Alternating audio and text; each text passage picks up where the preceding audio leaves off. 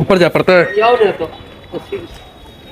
देखै छियै ई सब कचरा लागल छै, नगर निगम वाला कोई नहीं निकालै छै, न्यास वाला कोनो ओतऽ उपाय नहीं। मंदिर के बगल में एते कचरा रहै छै ना। हाँ बस देखियो एकरा कोनो छै ने सुधार सरकार।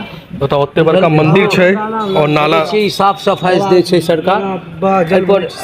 एहि जगह सरकार बहाली भेल जाय नीक, एहि जगह तकर बाद हेतै कोनो। हाँ लूटे छै कि तोड़ में कचरा छै, देखिए बहुत बदबू दे रहल छै। बदबू तो बहुत ज्यादा बदबू दे रहल है। देखियो मंदिर के आसपास जे प्रसिद्ध मंदिर है ओतऽ कचरा ते ज्यादा। हाँ जी जी। और ओतऽ के नगर निगम सुन नहीं रहल है। देखियो एकदम नहीं। मंदिर हैया भेल जतऽ एकदम पूजा आस्था होइ छै भगवान के, और ओतऽ देख लियो कचरा। कते टाइम से ई सब कचरा है यहाँ से? बहुत दिन से सब।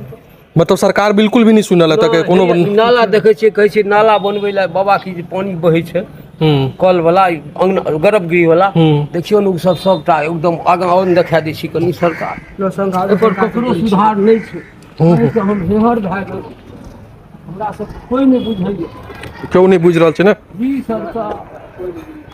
देखियो ई नाली के की हाल छै। नाला नहीं छै, नाला कहलिए बना दै ला एठन, देखियो टूटल छै पर ककरो ध्यान नहीं छै सरकार।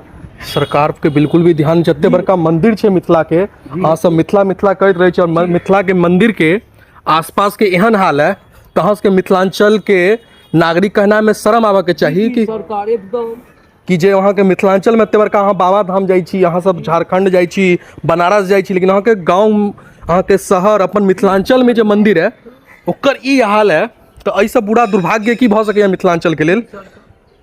और देख लियो इनकर कते दुखित छै, इनकर केओ आवाज नहीं सुनै छै।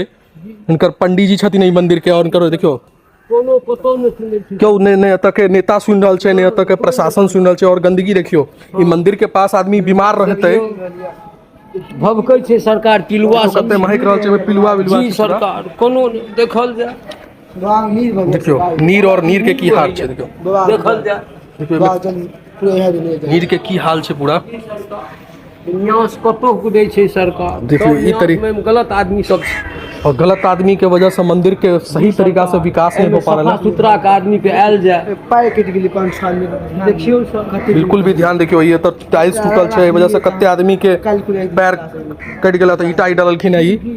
तो ई सब तो मंदिर में बहुत निको आदमी होइ छै, तो इनका सब मिलला के बाद हमरा लागल कि मंदिर में असली समस्या की छै। बाहर से जो खूबसूरती देखा में लगैया, लेकिन असली जे, लेकिन अंदर में जहाँ मंदिर के अंदर अहाँ जनेबै तो खूबसूरती यहाँ के केना बदसूरती में बदल जाइ छै, ये आई पता चलल कि मंदिर के आसपास एते कचरा ई तरीका से भऽ रहल छै।